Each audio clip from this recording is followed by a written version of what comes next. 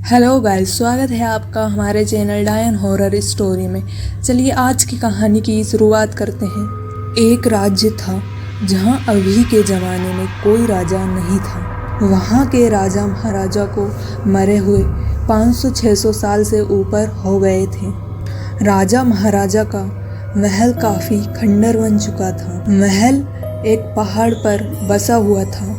किसी ज़माने में राजा महाराजा उस महल में वास करते थे और उस पहाड़ के नीचे पूरा शहर बसा हुआ था। लेकिन इस ज़माने में भी उस महल में से रात को ठीक 12 बजे के करीब आवाज़ें आने लगती है। ऐसा क्यों होता है? कौन आता है उस महल में? रात को कौन रहता है उस सुनसान महल में?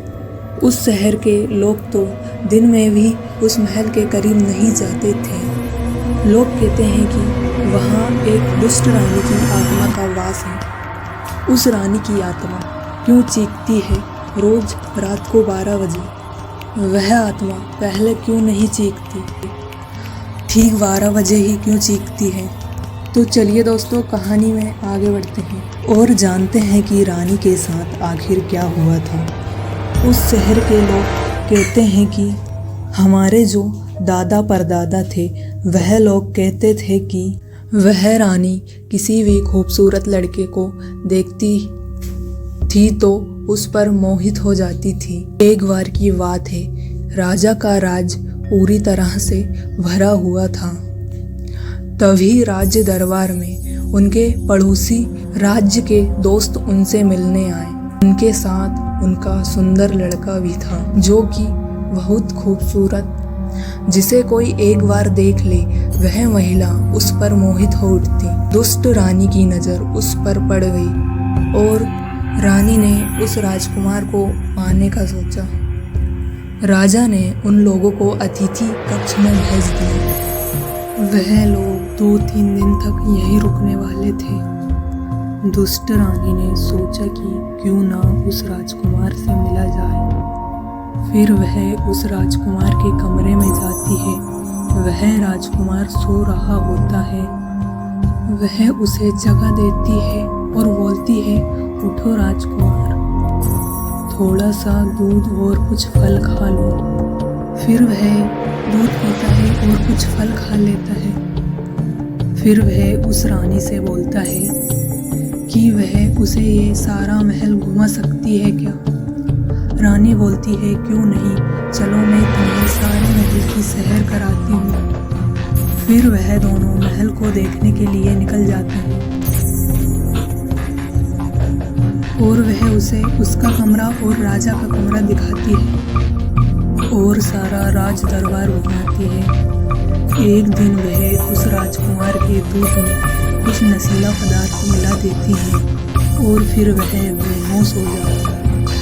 तो वह रानी उसके साथ दुर्व्यवहार करती है। उसी समय राजा उन्हें देख लेता है और दोनों को राज दरबार में बुलवाया जाता है।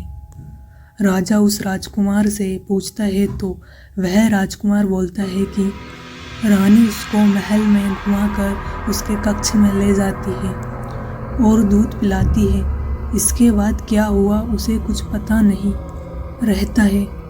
फिर राजा उस रानी से पूछता है तो रानी बोलती है कि इसी राजकुमार ने उसके साथ दुर्व्यवहार किया है। इसे मैं अपने कमरे में लेकर गई थी तो ये मेरे साथ ज़बरदस्ती करने लगा।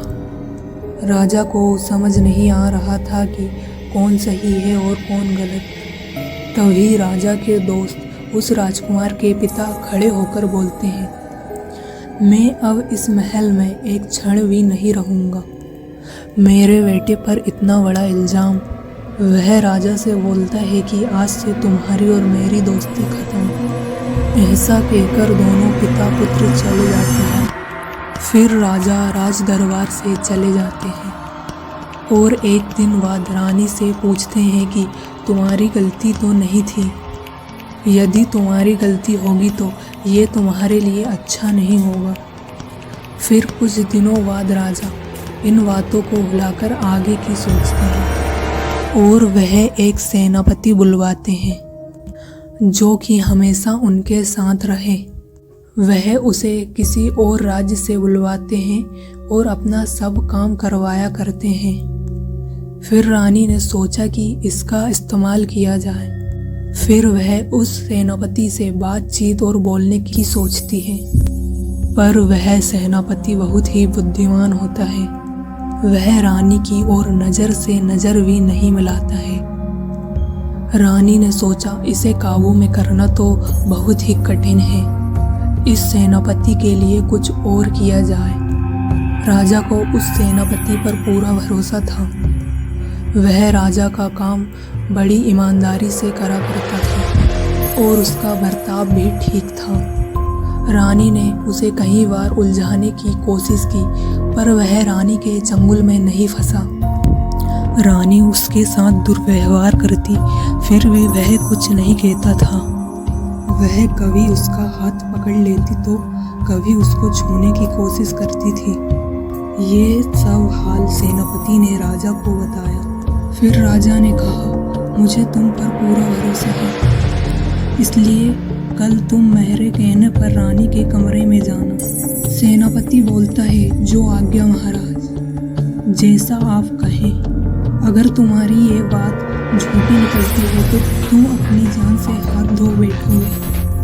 फिर वह सेनापति वहाँ से चला जाता है और सुबह राजा के पास आता है।